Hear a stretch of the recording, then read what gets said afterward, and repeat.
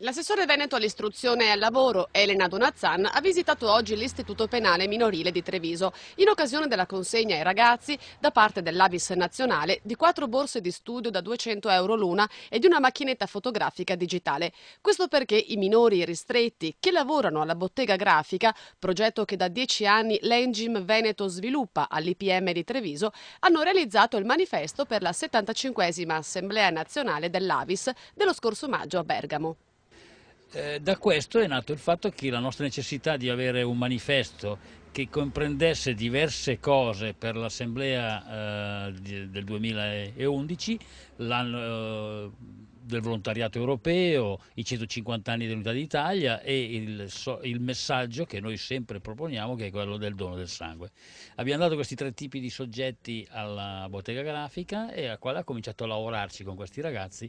Dopo un incontro che abbiamo fatto qui nel mese di aprile è arrivata questa soluzione finale che ci ha visti molto contenti e la nostra assemblea si è alzata in piedi ad applaudire quando gli è stato comunicato da chi era stata poi realizzata. I ragazzi della bottega grafica realizzano gratuitamente loghi, brochure e manifesti per enti e associazioni e ormai sono specializzati in questo settore, un modo anche questo per prepararli al reinserimento sociale.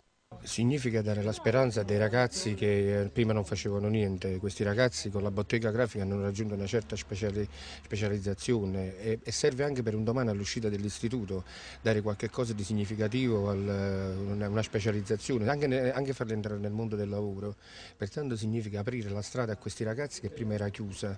Anche per l'assessore è stata l'occasione di incontrare i minori detenuti a Treviso e per capire come continuare a sostenere queste efficaci iniziative formative. Ho visto una realtà molto interessante, complessa e articolata per la difficoltà di avere a che fare con giovani pieni di problemi, ma dove il tema del lavoro diventa il vero messaggio di riabilitazione.